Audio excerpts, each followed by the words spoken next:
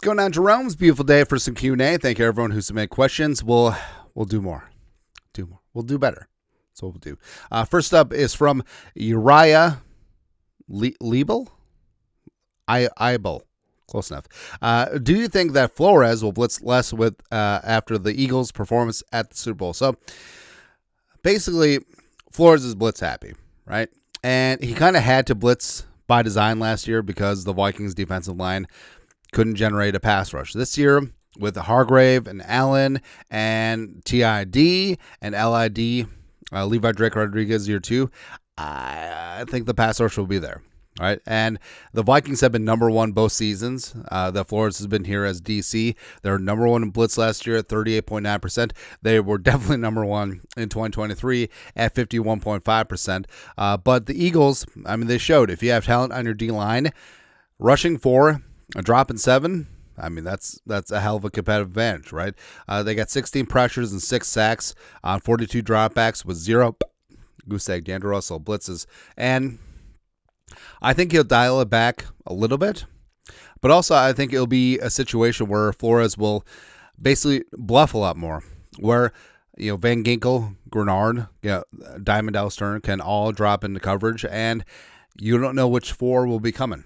All right, so I think it'll be a lot more bluff games like that, and maybe it'll be a rushing 4, but lots of disguises in terms of what the coverage is going to be. Lots of blitz looks that turns into rushing 3 or maybe 4. So yeah, I think there's a lot of room for creativity with this new defense, and it's gonna be great. It's gonna be really, really good, man. Next. Imposter, do you think the Wolves will have the same patience with Kevin O'Connell like the Steelers with Tomlin? So Tomlin won a Super Bowl, won a couple Super Bowls. Won a Super Bowl in 2008 against the Cardinals. Then went to another one. They lost in 2010, allegedly, to some team that will remain nameless. But Tomlin has his streak of winning records and all this stuff, and Tomlin's heading into his 19th season, and that sort of longevity is unheard of. But then again, the Steelers had Cowher for 15 years, and then Chuck Noll for 23 years before that. 1969 to current, they've had 3 head coaches. It's insane. Kind of crazy. Now, with the extension of Kevin O'Connell, the extension of KOC, it's clear that the Wolves and ownership, they bought into the vision of the future for Kevin O'Connell and KOC as well. So I think they'll see this through. But at a certain point, winning games is nice. Winning 1-score games is nice. But got to start dominating. Got to start winning playoff games. Got to start making some headway there. Or I think they'll have patience. Won't be forever. Right, Kevin Collins, the heat is not on, obviously, but it's a little warm, as it should be. Yeah. Next, Sarah C. Which home game should my family and I go to this season? The NFC title game. We're only going to one, and I feel like there's no bad option. Or am I wrong? Skull. Well, all the games are going to be good, right? And if you want perfect Minnesota weather, I would say October 19th, or maybe. It's hot in Minnesota in September, so take that with a grain of salt. October is the sweet spot, right before Halloween, as long as we don't get a blizzard like 1991, blah, blah, blah, blah, blah. But, I mean, if you want an intense division game, like Bears, Lions, Packers will be great. Yeah, Lions, Christmas Day, I get it if you want to skip that one. But Commies, December 7th, that day will definitely live in infamy.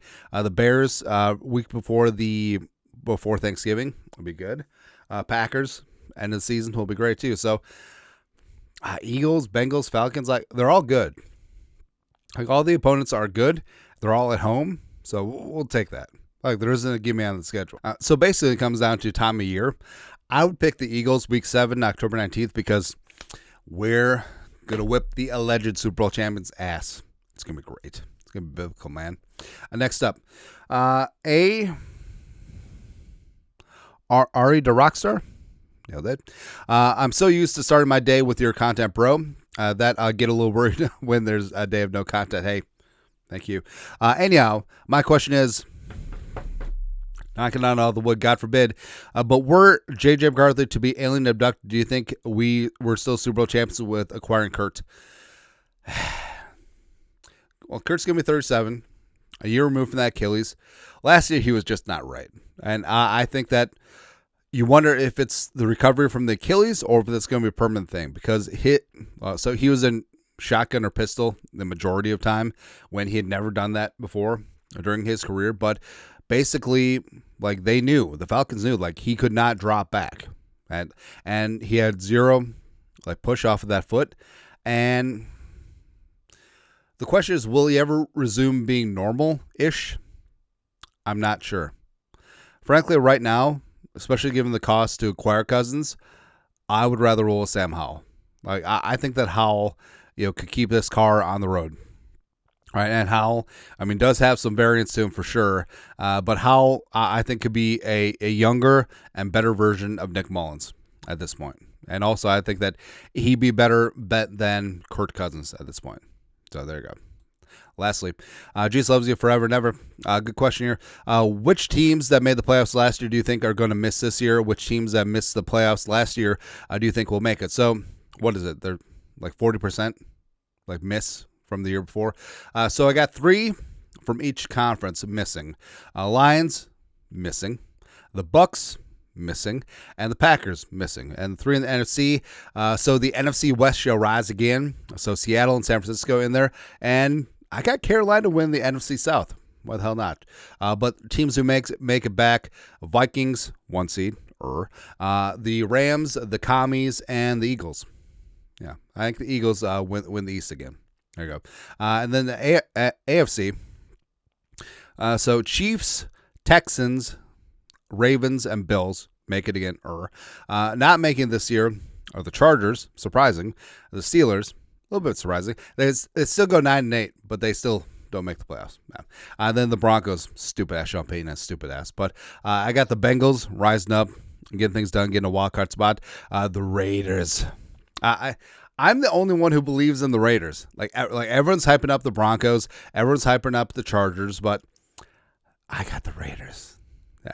Something about Pete, something about Geno, something about Ash and Jetty, something about Wilkins and Max being healthy together. Or they could go 4-13. I don't know. And then I got the Patriots as a wild card. I feel like there's just enough stupidness going on. And Vrabel's a good coach. He'll get that defense right.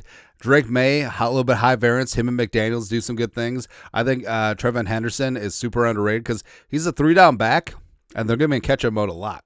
Right? So I think that Henderson is going to have a lot of value there. So I got the Patriots. I got the Patriots making the dance. Let's go, man.